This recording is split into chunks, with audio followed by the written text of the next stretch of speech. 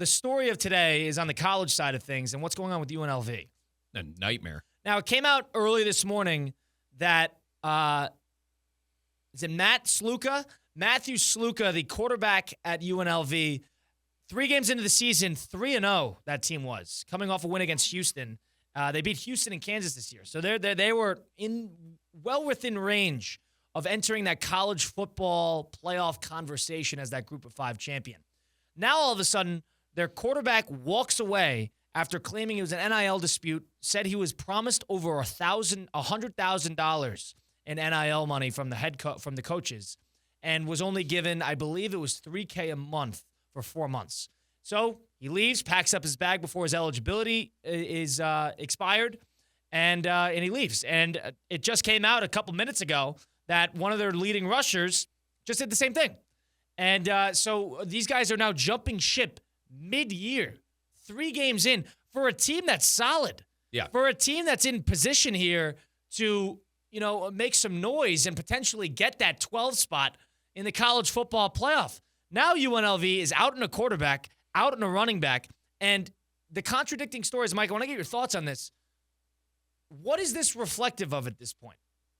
The NIL agents we know are a disaster. It's unregulated. Yep. But we also know the rules surrounding the NIL in the NCAA is another disaster. The transfer portal on top of that, entirely too easy. What is the major problem here, and what is your reaction to what's going on at UNLV? I think the major problem is that the NIL and the transfer portal, it's the wild, wild west. There's no rules. There's no regulations. And Colin, we were talking in the pre-show meeting, you pointing out all these leagues that have salary caps and relegation, there's a players association. There's a players union. There's no players union for college athletes because of how new this is.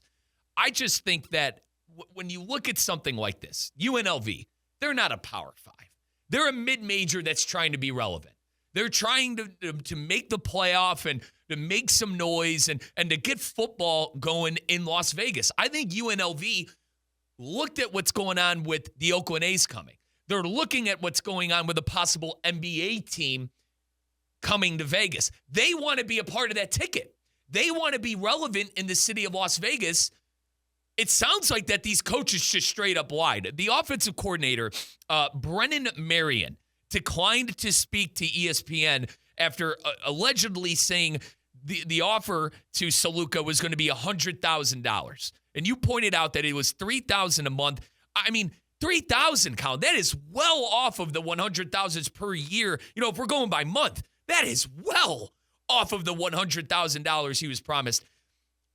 I don't blame Sluka. I probably wouldn't handle my business that way. I probably would have continued to play and continue to prove to other teams. But then you lose your eligibility. You do, but I probably would have continued to play, and because that's the kind of person I am. But at the same time, Colin, I'm not in a position where I'm making $100,000 playing football and trying to capitalize on all that. It's life of a mid-major. You got to do drastic things to compete with Power 5 programs and big-time programs who have blank checks. I just can't believe that UNLV can't find a way to fundraise the money. Yeah. You have a ton of casinos. You have a ton of places in Las Vegas. You're in Las Vegas. They're building stuff constantly. It's the mecca of gambling. It's the mecca of sports gambling. You're telling me you can't get $100,000 for your star quarterback after promising it? Life is a mid-major, Colin. It's rough. And so there's a couple things there. Of course, I can't blame the guy. I really can't. And would I have done the same thing? Probably not this public, but probably. If you realize you're getting gypped, this is also, in my opinion, this is partially falls on the quarterback as well for not getting something in writing, getting something clear-cut, set in stone, that this is going to be my NIL deal. You are not dealing with the Ohio States, Miamis, where you have a bit of a following that you could rely upon. This is a little different. And UNLV, you mentioned relevancy. They haven't been relevant since the Greg Anthony, Larry Johnson teams of the 90s. So it's a tough spot for them. But this is a reflective of a much bigger issue in college sports. This is now the most unregulated billion-dollar business in probably in the world. And it's basically a free flow of empty promises and lack of accountability. And it all falls under the umbrella of the NCAA. the NCAA needs to be able to establish a set of rules, regulations, and boundaries that will all teams abide by, whether by conference or just generally in the FBS. And now all of a sudden, this is a terrible look for them.